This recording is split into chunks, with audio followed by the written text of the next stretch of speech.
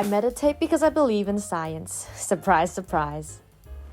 It has been scientifically proven that when you meditate, certain areas of your brain are activated, which decreases anxiety, depression, and increases tolerance. Scientists are also able to measure the change in brain waves, brain size, and brain shape of regular meditators and non-meditators. Such physical changes in the brain are correlated with increasing memory, self-awareness, and learning, and also reduces feelings of negative moods. It all started from my yoga practice, which I've been doing for more than a decade. I realized I was able to relax after each yoga class. When I'm stressed, I do yoga. As I moved with the flow and my mind and body becomes in sync, I feel at peace. Gradually, yoga became a mental release for me more than a physical stretch. It became an hour of meditation for me, where I stayed focused on bodily sensations, which quieted down my restless mind. Our brains are constantly processing information. It absorbs all the tiny details you encounter during your waking life via your ears, your eyes, your nose, your tongue, and your feelings. Even during sleep, our brains are processing sensory data. Our brain never stops or rests. It just goes on and on and on. Like exercising our body muscles, our brain needs training too. Our brain recovers when your mind is still.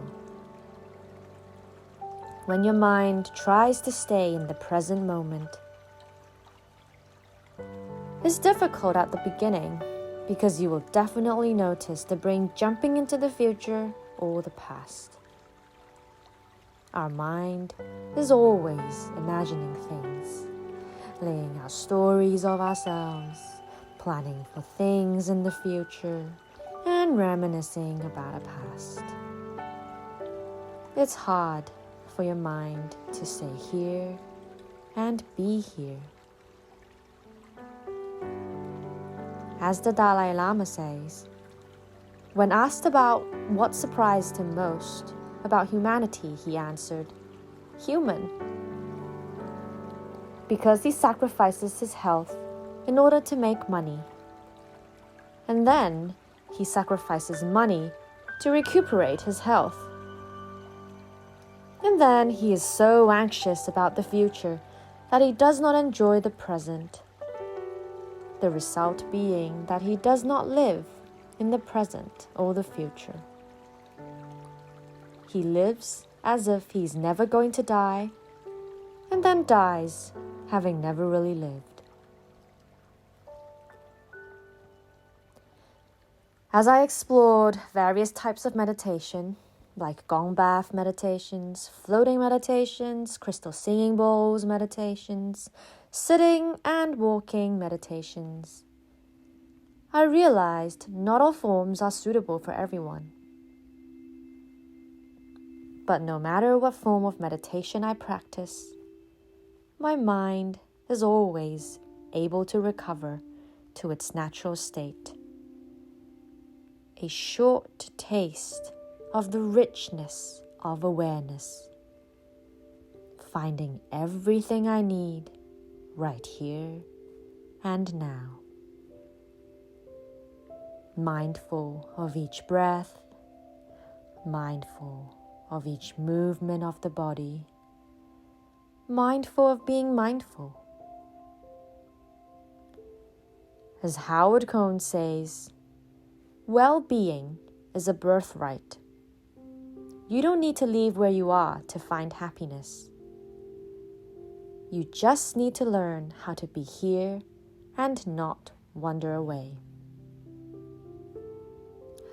Do not believe in anything I say, but I challenge you to try here and now.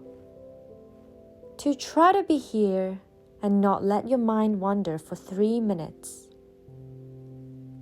If you notice your mind drifting away before the period ends, I invite you to try to practice meditation with me, to experience the joy and the tranquility of mindfulness for yourself.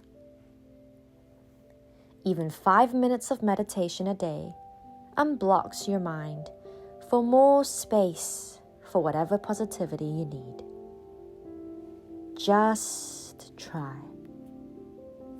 Just this moment.